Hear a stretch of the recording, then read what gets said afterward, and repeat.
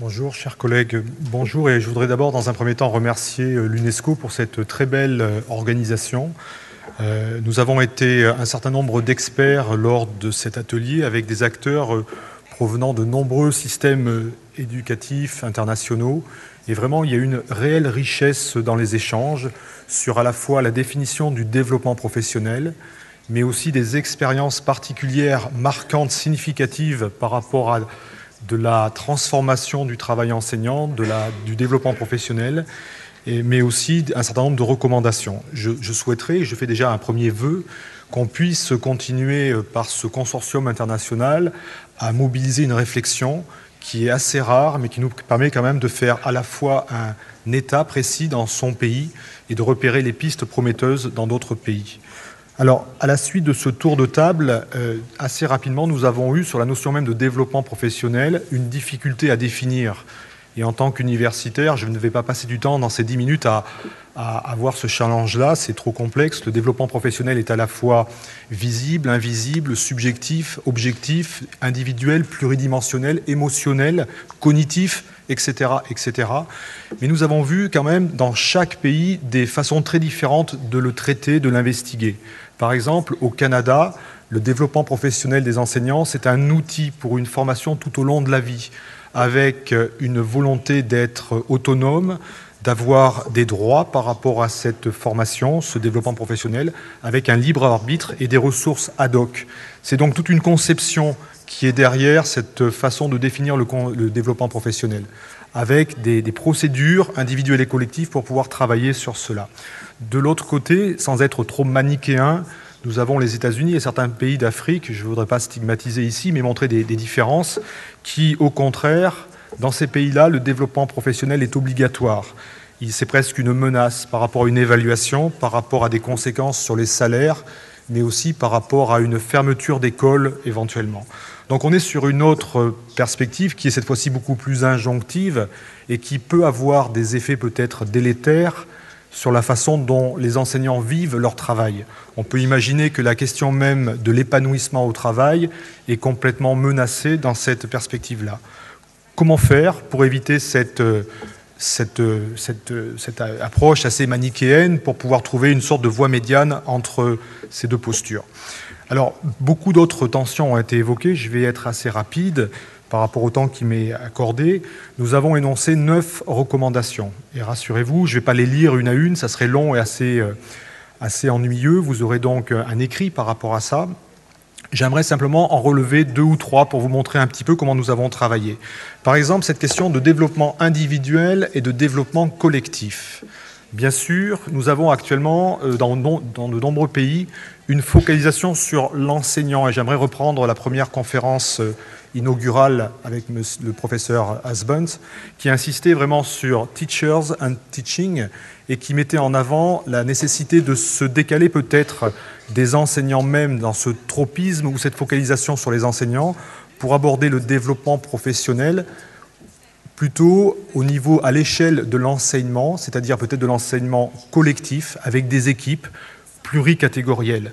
Il me semble ici qu'il y a une piste très féconde par rapport à la possibilité de penser à une autre échelle le développement professionnel, développement d'équipes, développement dans un établissement formateur, développement culture à l'échelle de l'organisation apprenante. Il me semble que ce sont des pistes qui ont déjà été largement testées dans certains pays, mais qui restent à creuser avec de nouveaux outils. Par exemple, réfléchir, construire au sein même d'un établissement une réflexion sur les gestes professionnels, créer un conservatoire des pratiques robustes. J'entends par robuste à la fois pour les élèves qui vont pouvoir apprendre de façon dans des conditions relativement optimales, mais aussi pour les enseignants qui ne seront pas en danger dans les situations. Essayer de comprendre ces configurations de classe, ces innovations qui vont être porteuses de bénéfices et non pas de régression.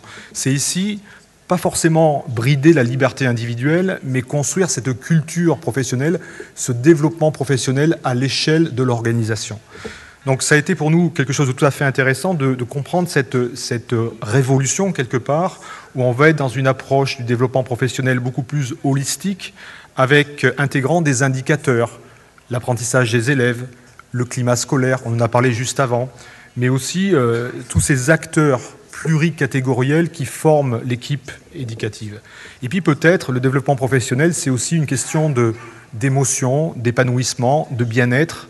Et il me semble ici que de réinterroger le métier à l'aune de ces catégories émotionnelles et subjectives, c'est peut-être une clé importante pour que les personnes aient plaisir à intervenir à partir de leur propre insatisfaction pour reprendre la main sur leur métier et mieux faire le travail qui les passionne régulièrement.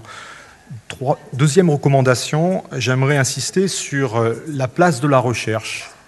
Comment faire en sorte que cette recherche, laquelle d'ailleurs, puisse accompagner, stimuler le développement professionnel. Il me semble ici important de ne pas être dans l'idéologie, dans le fantasme, mais au contraire donc de dépasser le sens commun pour proposer d'autres catégories d'intelligibilité du travail enseignant et du développement professionnel. Comment faire pour à la fois articuler des recherches internationales comparatistes où on va s'intéresser aux différences interculturelles, et je trouve ça passionnant de comprendre le développement professionnel en Côte d'Ivoire et de le comparer, toutes choses égales par ailleurs, au développement professionnel dans certains établissements français dégradés en termes de conditions de travail.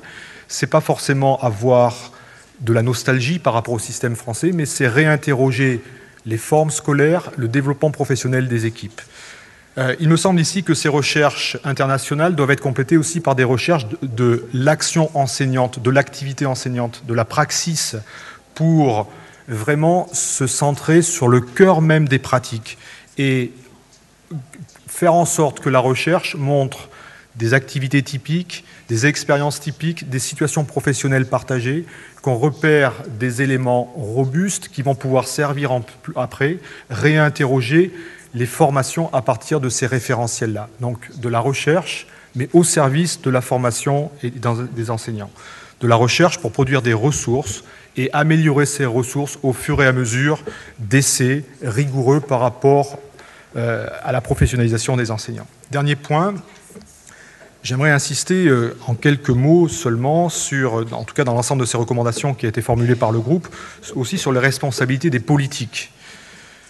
Il nous semble ici qu'il y a une sorte de vague de défiance, de méfiance par rapport aux enseignants, qui ont du mal à trouver leur place, du mal à se professionnaliser. On parlait ce matin aussi de déprofessionnalisation dans certains cas. Comment faire pour les protéger, comme protéger nos enfants? Comment faire pour les accompagner? Peut-être en mieux les payant, peut-être, mais ce n'est pas suffisant. En leur donnant les moyens de se former, de reprendre en main leur métier, pour qu'ils puissent ensemble innover, trouver des solutions. Mais ceci, c'est un enjeu de société, c'est un enjeu essentiel par rapport à nos enfants et par rapport au système éducatif.